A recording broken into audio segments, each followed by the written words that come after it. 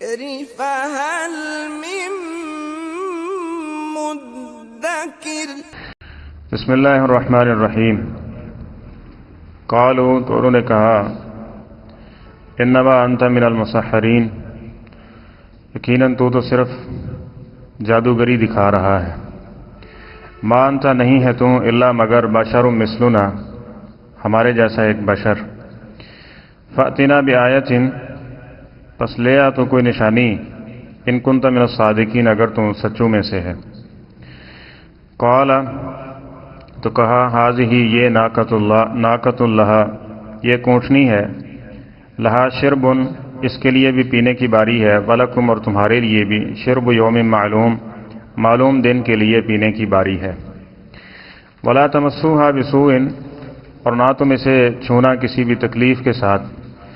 فیأخذکم عذاب یوم عظیم، پس پکڑ لے گا تمہیں بڑے دن کا عذاب۔ فعقروها، تو بس انہوں نے اس کی ٹانگیں کاٹ ڈالیں۔ فاصبحوا نادمین، تو بس وہ ہو گئے ندامت و شرمندگی اٹھانے والے۔ فاخذهم العذاب، پس پکڑا ان کو عذاب نے۔ ان فی ذلک لآیہ، اس میں نشانیاں ہیں۔ وما کان اکثرهم مؤمنین، اور ان میں سے اکثر نہیں ایمان لانے والے۔ وَإِنَّ رَبَّكَ، اور بے شک آپ کا رب، لَهُ الْعَزِيزُ الرَّحِيمُ، البتہ وہ غالب اور رحم کرنے والا ہے۔ سمود جو قوم ہے جناب صالح علیہ السلام کی، اس کا یہاں واقعہ مختصر ذکر ہو رہا ہے کہ ان کے پاس بھی جناب صالح علیہ السلام نے آ کے ان کو سمجھایا اور اللہ تعالیٰ کے پیغام پہنچائے، اور کہا کہ اللہ سے ڈرو اور میری اطاعت کرو، اور اللہ اور رسول کے مقابلے میں جو حد سے گزرے ہوئے لوگ ہیں اور زمین میں خصوصاً فساد کرنے والے ہیں اور صلح اور امن کو بگاڑنے والے ہیں، ایسے لوگوں کی پیروی نہ کرو۔ تو جواب میں انہوں نے کیا کہا کہ انما انت من المسحرین، تو جادو زدہ لوگوں میں سے ہے، کہ دنیا میں جن کی چودراہٹ ہے اور جو ان چیزوں کے اوپر یہ ساری اپنی سرداری چلا رہے ہیں، سازر ہے، ان کی مانے بغیر کہاں گزارا ہو سکتا ہے؟ تو اس کو چھوڑ کے تو ہم مارے جائیں گے کہ آپ کی بات مان لے اور ان کی چھوڑ دیں۔ تو آپ تو ایسے لگتا ہے جس طرح مجنون ہے، دیوانے ہیں۔ اور یہ چیزیں جو کچھ تقریباً تمام انبیاء کے ساتھ ہوئیں، ان کے اوپر جو فتوی سازی کی گئی کہ یہ جادوگر ہیں، یہ مجنون ہیں، یہ دیوانے ہیں، ان کو دنیا داری کی یہ کوئی خبر گیری نہیں ہے، اس طرح کی یہ چیزیں آتی رہیں۔ تو یہ قوم سمود جو تھی، انہوں نے بھی یہ بات کہی اور کہا کہ ما انت الا بشر مثلنا، تو ہمارے جیسا ایک انسان ہے، یعنی اسی میں پیدا ہوئے، پیدا ہونے کے بعد جوان، اور پھر اللہ تعالیٰ نے ان کو حکمت اور رسالت عطا کر دی۔ تو فأت بآیۃ ان کنت من الصادقین، جاؤ کو نشانی لے آؤ اگر تم سچے ہو تو۔ اب نبی کریم صلی اللہ علیہ وسلم، آپ ان کو بھی ذہن میں رکھیے گا کہ یہی اعتراضات نبی کریم صلی اللہ علیہ وسلم پہ بھی کیے گئے۔ تو مکے والوں کو بتایا جا رہا ہے کہ یہ اعتراض جو تم کر رہے ہو نا نبی علیہ السلام پہ، یہ اعتراض پہلے بھی انبیاء پہ کیے گئے، اور اس طرح کے تقاضے اور ڈیمانڈیں رکھی گئی ان کے سامنے کہ آپ ہمارے جیسے بشر ہو، اگر واقعی نبی ہو نا تو فأت بآیۃ ان کنت من الصادقین، پھر کوئی نشانی دکھاؤ، کھلا معجزہ دکھاؤ۔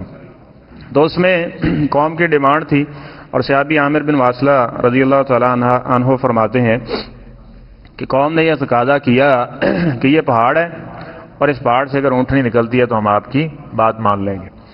تو جناب صالح علیہ السلام نے اللہ تعالیٰ سے دعا کی، اور وہ وہیں جو پہاڑ تھا، یعنی وہ چوٹی تھی، وہ پھٹی، اس طرح پھٹی اور اس طرح لرز رہی تھی کہ جس طرح کسی چیز کے اندر کوئی زلزلہ نما کوئی چیز بپا ہوگی، اور وہ اس طرح پھٹی اور اس کے درمیان سے ایک اونٹنی نکلی، اور اونٹنی نے پھر وہ بچہ بھی جنا، اور اس طرح کے معاملات۔ اور اس کے بعد جناب صالح علیہ السلام نے ان کو تاکید کی کہ اس کو تم نے تکلیف نہیں پہنچانی، ٹھیک ہے؟ پہلے وہ ان ریوڑ کے ساتھ ہی پانی پیتی آتی جاتی، جس سے ان کو تکلیف محسوس ہوئی، پھر باریاں مقرر کر دی گئی کہ حاضی ناقۃ اللہ شرب ولکم شرب یوم معلوم۔ اب ایک دن یہ اونٹنی آئے گی، دوسرے جو پانی پینے والے جانور ہیں وہ اس گھاٹ پہ نہیں آئیں گے، اور دوسرے دن جو ہے وہ اونٹنی نہیں آئے گی، اور باقی یہ جو جانور وغیرہ پانی پینے کے لیے آتے ہیں وہ وہاں آئیں گے۔ تو لہذا ولا تمسوها بسوء، اس کو تم نے کوئی بھی تکلیف نہیں پہنچانی، یہ جہاں مرضی جس کے کھیت میں جو مرضی کھائے پیے، اس کو تم نے تکلیف نہیں پہنچانی. یہ اللہ تعالیٰ جو تم نے ڈیمانڈ کی ہے اللہ تعالیٰ نے پوری کر دی ہے. اب اس پر انہوں نے قسمیں میں اٹھائیں کہ ہم کیا کریں گے اگر آپ یہ نشانی پوری کر دینا, یہاں سے اونٹ نکل آیا تو ہم آپ کی بات مان لیں گے اور آپ کے ایمان لے آئیں گے. لیکن جب یہ سامنے آنکھوں کے یہ ساری چیزیں دیکھ لیں انہوں نے کہا یہ تو جادو ہے, تو ہم یہ ماننے کے لیے تیار نہیں ہے. تو فَيَأْخُذَكُمْ عَذَابُ يَوْمٍ عَظِيمٍ, تنبیہ بھی کی کہ اگر تم اس کو کوئی تکلیف پہنچاؤ گے نا تو پھر بڑے دن کے عذاب کا کچھ حصہ, یعنی بڑے دن کا یعنی اللہ تعالیٰ کی طرف سے جو عذاب کے وعدے کیے گئے نا تمہارے لیے نافرمانی اور بغاوت کی صورت میں, اس کا کچھ حصہ تمہیں آ لے گا اور اس سے ختم کر دیے جاؤ گے تم. فَعَقَرُوهَا, تو اس میں خصوصاً جو 9 لوگ تھے انہوں نے کیا کہا, انہوں نے ایک پلاننگ تیار کی کہ ہم شام کو رات کو یعنی حملہ آور ہوں گے اور کہیں گے جناب صالح علیہ السلام ان کو بھی شہید کر دیا جائے گا اور اس کے ساتھ یہ جو اونٹنی ہے اس کو بھی ختم کر دیا جائے گا. اور پھر ہم کہیں گے کہ ما شہیدنا مہلک اہلہ ہی, ہم تو یہاں موجود ہی نہیں تھے, تو یہ کس نے کیا, ہمیں علم ہی نہیں ہے اس چیز کا. بہرحال انہوں نے پلاننگ کی اور آسمان پر بھی بیٹھا ہوا ہے جو پلاننگیں کرنے والا, اور تدبیر تو اسی کی غالب آتی ہے. تو اللہ تعالیٰ نے ان کو بچایا اور اس کے ساتھ انہوں نے پھر بغاوت کے اوپر اترے اور وہ جو اونٹنی تھی اس کا انہوں نے کیا کیا, اس کی ٹانگیں کونچیں کاٹ ڈالیں, یعنی گھٹنے سے نیچے یہ جو ٹانگیں تھیں اس کی کاٹ ڈالیں اور اسی صورت میں وہ اونٹنی مر گئی. تو فرمایا فاصبحوا نادمین, پھر کیا تھا, شرمندگی ہی شرمندگی تھی. 3 دن کا پھر ان کو وقت دیا گیا کہ یہ 3 دن ہیں, توبہ کر لیں, اپنے اعمال کی اصلاح کر لیں, درستگی کر لیں, تو ہو سکتا ہے عذاب سے بچ جائیں آپ. لیکن انہوں نے اس کو بھی سمجھا کہ جس طرح پہلی باتیں ہیں نا کہ ہم تقاضا کرتے رہے تھے کہ عذاب آئے تو عذاب تو نہیں آتا. تو بہرحال جس طرح اللہ تعالیٰ مہلت دیتا ہے لیکن اللہ تعالیٰ کے قانون کو بدلا تو نہیں جا سکتا نا, ولن تجد لسنت اللہ تبدیلا, اور ایک جگہ فرمایا تحویلا, نہ بدل سکتا ہے نہ اس کو کوئی تبدیل کر سکتا ہے. تو اللہ تعالیٰ کا وعدہ آ گیا. فاخذہم العذاب, اس میں قرآن پاک میں 2 لفظ استعمال ہوئے ہیں, ایک صیحہ ایک رجفہ. صیحہ کہتے ہیں چیخ کو اور رجفہ کہتے ہیں زلزلے کو.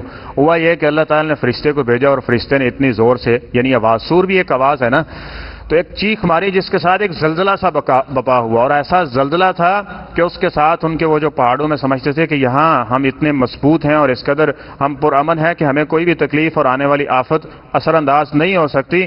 تو اس چیخ اور زلزلے کے ساتھ ان سب کو کیا کر دیا گیا, ملیا میٹ اور ختم کر دیا گیا. کوئی جہاں بیٹھا تھا وہاں اس کا کلیجہ جگر پھٹتا ہے اور وہیں کا وہیں وہ بسم ہو جاتا ہے کہ جس کے ہاتھ میں نوالا ہے, کوئی کام کر رہا ہے, اسی حالت میں جیسے ہی وہ چیخ آئی ہے تو فوراً اس کے ساتھ وہ زلزلہ اور یہ سارے معاملات ان کے ختم کر دیے گئے اور آنن فانن ان کو ہلاک کر دیا گیا. اور فرمایا ان فی ذلک لآیہ, یہ دیکھ لو کہ انہوں نے مانگا تھا اور نبی کریم صلی اللہ علیہ وسلم کو بھی کہتے تھے نا موج سے لاؤ, تو اللہ تعالیٰ نے جواب دیا کہ موج سے دکھانے میں ہمیں کوئی دقت پریشانی نہیں ہے, اس لیے نہیں دکھاتے کہ ان کذب بہ الاولون, پہلوں نے مانگے تھے لیکن مانا نہیں تھا. اور اگر سمجھنا ہے تو یہ چیزیں ساری کافی ہیں, یہ سارے واقعات ذکر کیے گئے ہیں, ان کو سمجھ کے وہ ایمان لا سکتے ہیں. اور اگر ایمان نہیں لانا تو جو ہر آدمی کا جو ڈیمانڈ ہے اس کے مطابق کی نشانی اور موج سے عطا کر دیے جائے تو تب بھی وہ ماننے والے نہیں ہے. اور یہ چیز موجود تھی کہ مشرکین مکہ جو تھے نبی کریم صلی اللہ علیہ وسلم کے رشتہ دار بھی تھے, بڑے بڑے قریبی, لیکن وہ ماننے کے لیے تیار نہیں تھے. اور دوسری طرف کہاں ابشا سے اور کہاں کتنی دوروں سے چل کے آنے والے لوگ ہیں جو نبی کریم صلی اللہ علیہ وسلم کی بات سن کے اللہ تعالیٰ ان کے دلوں کے اندر ایسا یقین پیدا کر دیتا ہے کہ وہ جان مال کیا اپنا سب کچھ لوٹانے کے لیے نبی کریم صلی اللہ علیہ وسلم پہ قربان کرنے کے لیے ہر وقت تیار ہو جاتے ہیں.